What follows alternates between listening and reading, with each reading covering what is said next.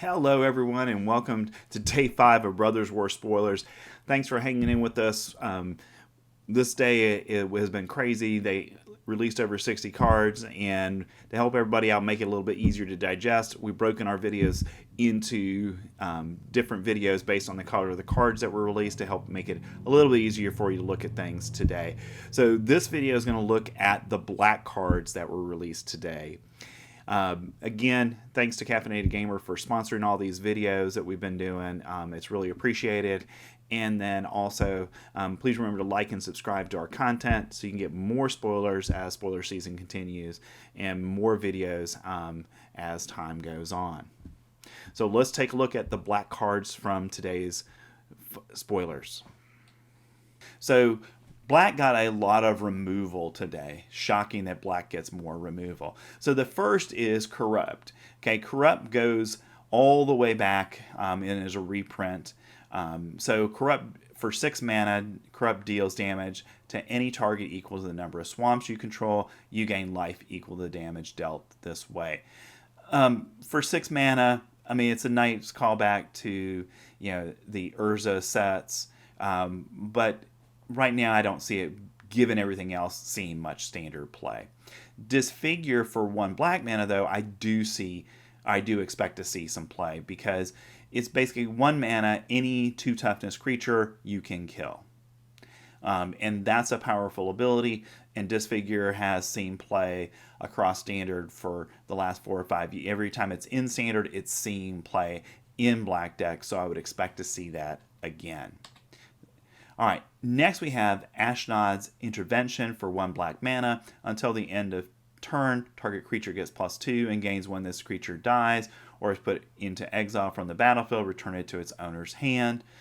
All right, we already have several cards that do the same thing in standard, and they don't see play. So I think, even though it's a nice card, Ashnod's Intervention isn't going to see much standard play at all. But compliments on the art to this one. This is the best art for Ashnod so far that I've seen. All right, next we have Power Stone Fracture for colorless and a black. It's a sorcery. As an additional cost to cast the spell, sacrifice an artifact or a creature, destroy a target creature or planeswalker. We already have a card that does something similar to this. In standard, it sees some play, so I can see Power Stone Fracture seeing play as well. Because but the limitation again is you've got to have something to sacrifice to it, whether it's an artifact or a creature. So that to me is a little bit of limitation, but depending on how much token generation comes out in this set, it could be pretty easy for black to have tokens around to sack to it. Next we have Gixxs Cares, which is a 3 mana sorcery. Target opponent reveals their hand. You choose a non-land card from it. This player discards that card. Okay, classic black discard spell, but typically we see these for 2 cost. They've added a 3rd mana to create a Power Stone. Probably, in my mind, that 3rd mana makes it pretty much unplayable in standard because there's better stuff already out there. All right, next we have No One Left Behind for 5 mana. But this spell costs 3 less to cast if it targets a creature with mana value 3 or less. So basically it's 2 mana, return target creature card from your graveyard to the battlefield. So we've got a couple other regeneration cards like this. But the big thing is this is a card that's 3 mana or less. For 2 mana, you get to return it to the battlefield. So I think, there's a possibility of this seeing some play in standard, simply because decks may want the ability to go ahead and pull something back out of their graveyard at a pretty low cost. And especially when we talk about some of the lords that we have that came to us in Dominaria United, I can see this as a card that those decks might want so they can kind of ensure that they keep one of their lords on the field. Next we have Disciples of Gixx for 6 mana. These are Phyrexian humans. When Disciples of Gixx enters the battlefield, search your library for up to 3 artifact cards, put them into your graveyard, then shuffle. So for 6 mana, you're putting 3 cards that have probably Unearth on them, or cards that you have another way of getting out of your graveyard. into that graveyard, so that way you can cast them from the graveyard, or just like the last card we talked about, play some kind of reanimation spell to get them out of the graveyard and onto the battlefield. The 6 mana cost, I think, makes it unplayable in Standard, but probably limited playable in a deck that has a lot of artifacts in it. All right, Battlefield Butcher for 3 mana. You get a human soldier. Okay, for 5 mana, each opponent loses 2 life. This ability costs 1 less to activate for each creature card in your graveyard. So it's quite possible, if you're playing an aggro deck, that this could potentially be 1 or 2 mana to each turn tap it and your opponent loses 2 life. But I just see this as something that isn't really good enough for Standard, because there's no guarantee that you're going to have creature cards in your graveyard, because there's so much exile right now in Standard. There's no guarantee of that. So I think Battlefield Butcher's going to be nothing more than a limited card that we're going to see. All right, so now let's move on to some of the more exciting black stuff that we got today. So we got 2 enchantments. Okay, the first is Painful Quandary for 5 mana. It's an enchantment. When an opponent casts a spell, that player loses 5 life unless they discard a card.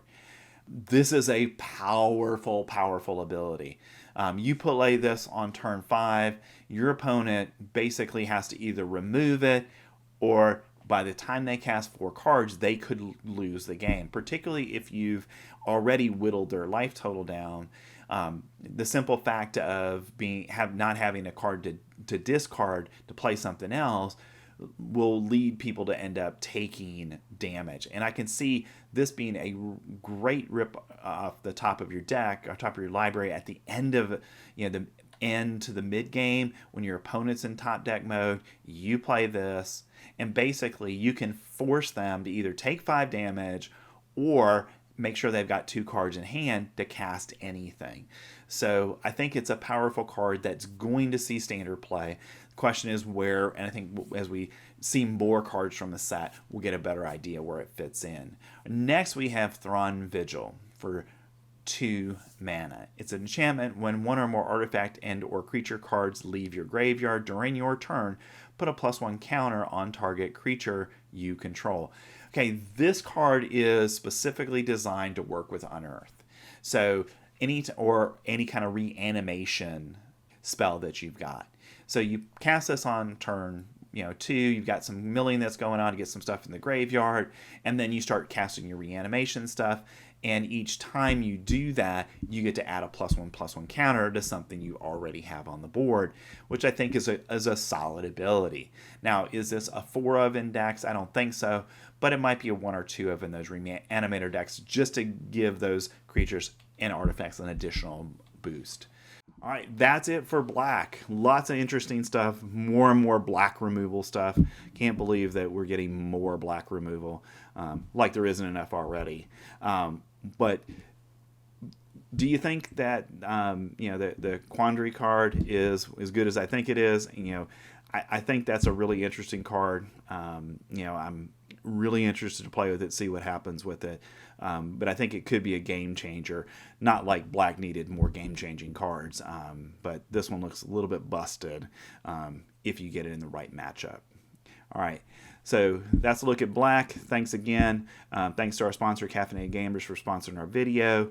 Thanks for hanging on to the end. Thanks for liking and subscribing, and I'll see you in the next one.